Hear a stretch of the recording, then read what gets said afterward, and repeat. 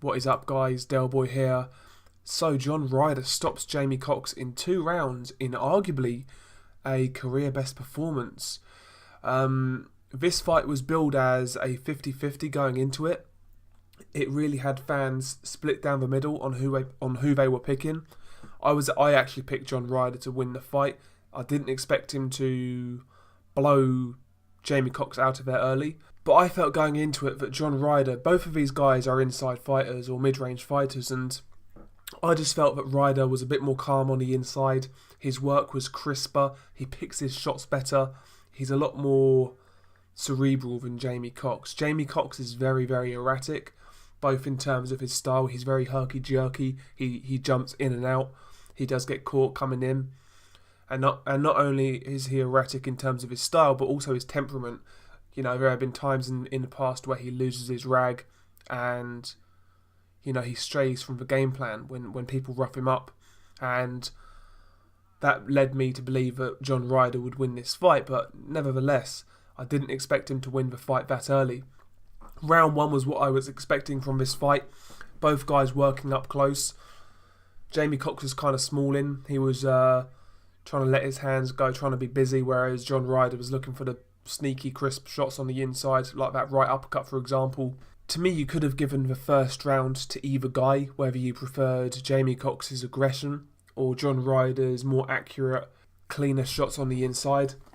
It's just down to what you really prefer. So the first round was quite even, and it's the type of fight I was expecting. But round 2, John Ryder lands a lovely right hook, and it lands on the top of the head of Jamie Cox, like on the forehead kind of thing. And it's a delayed reaction.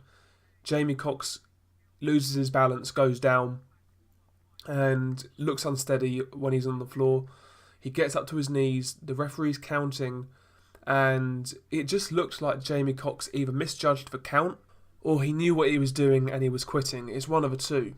I personally feel his brain was just scrambled and he didn't really know what he was doing. I think it was just one of those shots that just really, really scrambled his senses and he just couldn't regain balance, he couldn't regain his composure, and he got counted out. Some people are going to say Jamie Cox quit, and I can see why they'll say that, because it did look like he could beat the count, but at the same time, I don't know what he's experiencing, so I'm not going to accuse him of quitting. He actually looked genuinely hurt. But credit to John Ryder, a really, really good performance. And he's coming off the back-to-back stoppage victories now over 2 fringe contenders. Last time out, he knocked out Patrick Nielsen. So, credit to John Ryder. Where does he go from here? I mean, they're talking about a world title shot. John Ryder, to me, is not... He's coming off some great, a good bit of form, don't get me wrong, but is he really worthy of a world title shot? Probably not, but if you're going to judge who is the most beatable world champion, you're going to say Tyron Zoiga, and I think that's the fight John Ryder will pursue. Zoiga's a solid boxer. I would pick him to beat Ryder, but it's winnable. It's winnable, you know. Zoiga has shown vulnerabilities. To me, he's a very weak world champion. His resume so far isn't really up to par. I mean, when your best win is Paul Smith, that says it all. So, listen, Zoiga could be winnable, but chances are you're going to have to go to Germany. You know, they're not going to break the bank to bring Zoiga to the UK for John Ryder. That's just the reality. Eddie Hearn's already let John Ryder go on rival cards before. A couple of times, well, 2 or 3 times actually. You know, he let him go to fight Billy Joe Saunders on Box Nation. He let him fight Patrick Nielsen on the WBSS undercard. And he also let him fight Adam Etches on a Chris Eubank Jr. pay-per-view undercard. So they're not going to bring Tyron Zoiga to the UK. Ryder's going to have to go to Germany, and that's going to be a tough ask. Also, maybe Gilberto Ramirez. To me, Ryder has no chance in that fight, to be quite honest. But Ramirez was looking to fight Rocky Fielding. I would prefer John Ryder to Rocky Fielding. Ryder's a better fighter than Fielding, and I know Fielding beat Ryder, but to me that decision was bogus.